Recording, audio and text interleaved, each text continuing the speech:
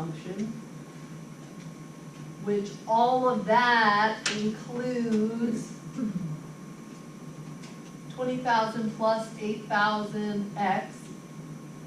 But we're subtracting all of it, so make sure you put the cost function in parentheses so that you will remember to distribute the negative. So far, so good? Sure. So profit, 22,000x minus 70x squared minus 20,000 plus 8,000x. Now what do we need to do? Combine like terms, simplify our profit function. We get 22,000x plus 8,000 Minus. No, Yeah, 8,000. with Oh, Yeah. no, I have to, thank you. Minus 8,000. 14? Yes. So 14,000x minus 70x squared minus 20,000. Now, when it says how many cars should be produced each week to maximize profit, that word maximize, that's supposed to be a key word for you. How come?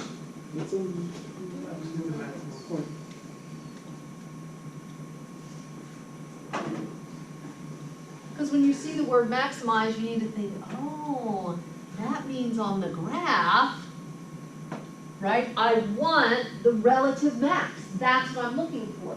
Well, how do we know how to find a relative max mathematically? First derivative.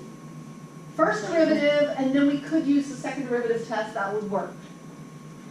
Don't go, you can't start with the second derivative, you have to have a first derivative. Yeah, the second derivative after you do the first derivative. Sure. Nobody can do the second derivative without doing the first derivative. Right. We need the second derivative to tell us about the concavity because we want the second derivative to be what? Positive or negative? Positive. Negative. We want the second derivative to be negative because we want it to be concave down. Right, down the time. Okay, so here we go. First derivative of the profit function is equal to 14,000 minus 140x. Yep. Minus 0. Correct. You don't have to put the 0, but it's nice. At least everything's accounted for. And we go about solving. So we set the first derivative equal to 0. 14,000 minus 140x. So add 140x to both sides. And say 140x equals 14,000. Divide both sides by 140. X equals 100. Yep. So, how many cars should be produced each week to maximize profit? Based on the model that they gave us, based on the price that they told us, and based on our cost, maximizing profit if we produce 100 cars a week. So that's for A. Part A. Part B says, for what price should they be sold? So now, this is where you have to understand, what is all this telling us? Well, we were given P of X, we constructed the revenue, we constructed the cost, right? We had to come up with both of these. We had to make these functions ourselves. But we were already given the price. But we were given the price. So we just plug that number back into the price Yeah, formula? if it's gonna be maximized for 100 cars, we plug it into the price formula. So 15,000. So P of 100 equals 22,000 minus 70 times 100. Thank you, Micah. So minus 7,000, and he says if we price our cars at $15,000, we're gonna maximize the profits by selling 100 every week. It's moving a lot of cars. That's a lot of money In the grand scheme of things, that's not much money. now. Well, for my household, it is. If my husband sent For a all hundred those college cars, and he's students, a yeah. car salesman, I'll be very happy. Absolutely. Yeah. 100 a week at 15,000, so add a couple zeros. Pulling in $1 million a week, I think that's, Yeah. my God, I'm glad that for you that's just nothing and peanuts, but for the rest of us, it's pretty numbers. Well, remember, you gotta reinvest most of that back into it. Of course. Now it says, what is the company's maximum profit? So now you gotta. So put it back into now, costs. we get to look at more than just the revenue, right? Because the revenue would be, the 15,000 times 100 cars, so that's the revenue function. But we have to subtract the cost. So how do we find the maximum profit? We have to plug it in to the profit equation. So plug it in, go, go, go. So P of 100 equals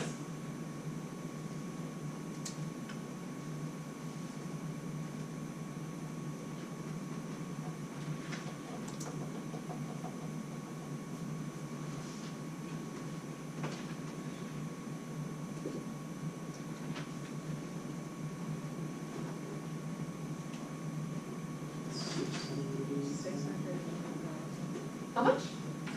680?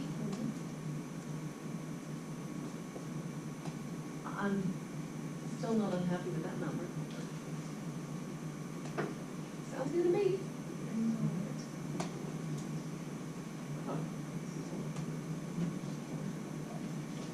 You gotta pay fees and taxes. I got nothing to say.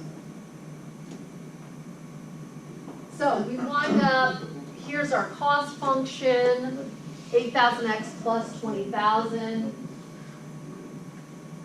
And then profit is revenue minus cost. So taking the first derivative of the profit, that's where we get our x equals 100 when we plug it in. Oh, so we didn't actually do it, we just went, yeah, that's what it is. The second derivative was here, we didn't do it. P of is equal to negative 140, which tells us it's concave down, so we must have a maximum. Yes, sir. What if it was concave up? Ooh. Oops, you crashed and burned. Well, if we're looking for a relative minimum, if we want to sell, what's the minimum we can sell to still be profitable, then we hope it's positive. But otherwise, yeah, it's terrible, it's not working Would we have out. a problem where it's like that, or is it gonna work out? It's gonna work out. It's all gonna work out, don't worry. It's gonna work The out. economy's gonna help us. Yeah. So we're gonna try to stick to things that behave the way we expect them to be. Does that happen in all businesses? No, what do they say? A huge percentages of business fails in the first year. It's hard to turn a profit. Well, Disney filed for bankruptcy in the first 6 months. And look at them now. Welcome to the People's Republic of Disney. So, selling price, $15,000. Maximum profit, there's our $680,000. And then, in words, here's what's going on, there's the picture. But here's just a funny little anecdotal thing. It says, actually, automobile dealers seem to prefer prices like $14,999. Because you, in your brain, you think, I'm only spending $14,000. Sure you are. Yeah.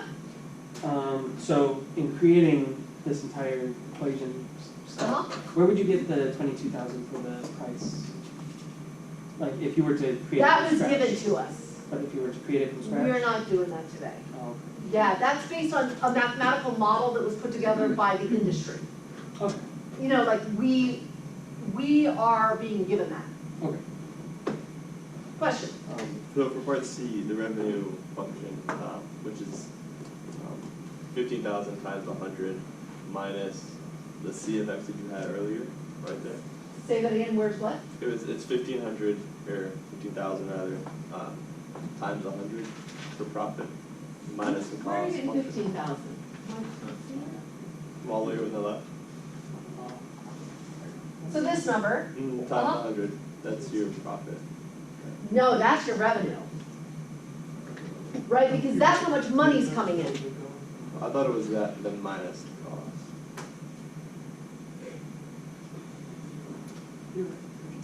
Which this number should work out to be, if you put it into just here, isn't that 15,000? Or if you put it into just this piece? Oh, no.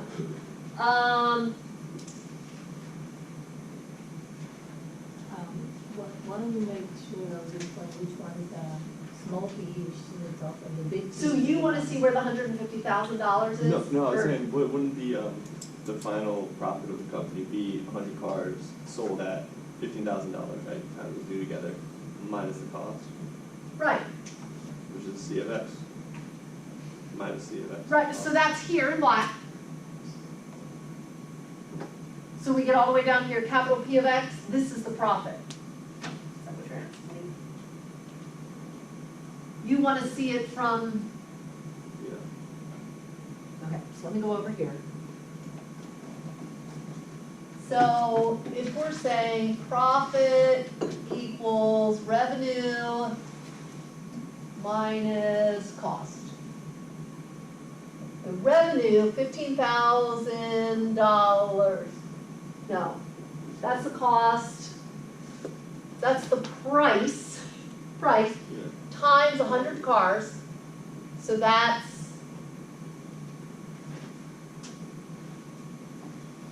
$1,500,000 Minus cost, right? minus, so what's the cost to produce it? Putting it into here, we have 20,000 fixed cost, plus for every car that we make, we have to have $8,000. And we're making 100 cars. So this works out to be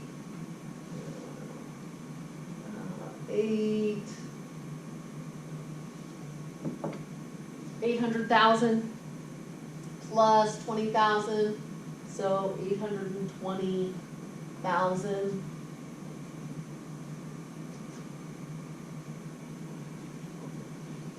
So this minus this.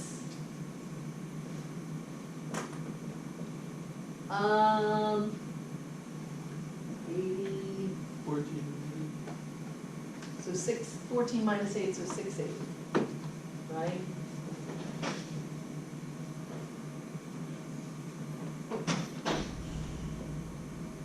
That's what I thought that would be.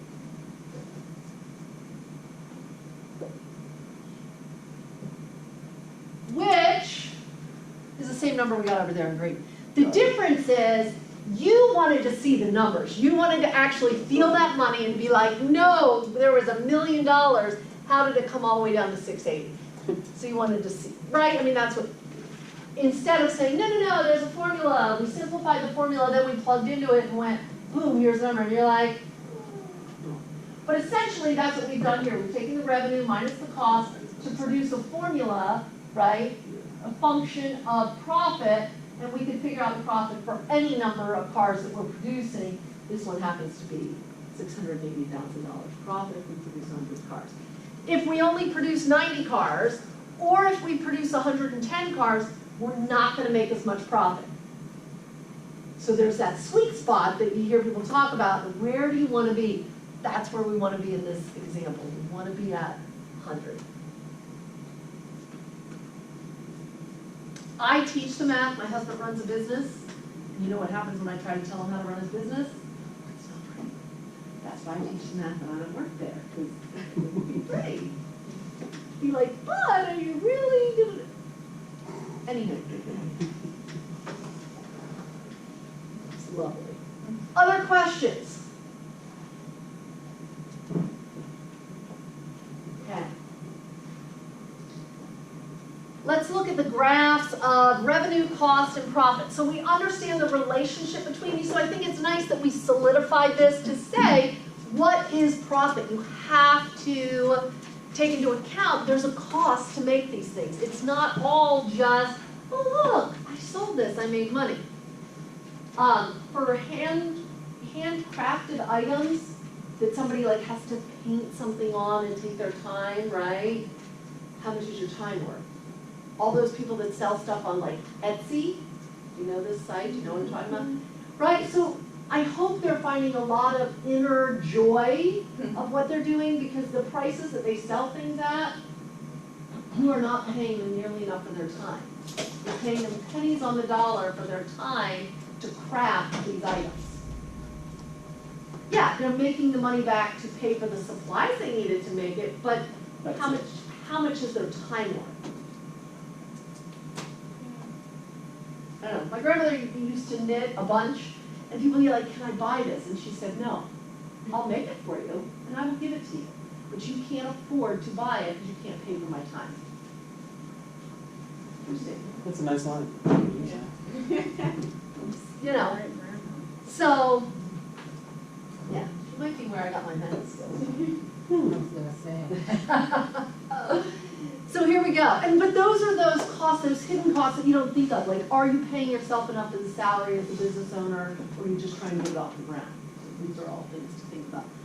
The graphs of revenue and cost functions are shown on the right, so here's the revenue, here's the cost. At least here, you're making a profit, but what happens when your revenue is less than your cost? You die. Yeah, you're in the negative, that's where you're not making enough money, your company is in the red, as they say. Right, because you're gonna have costs. So the graphs of revenue and costs are shown at the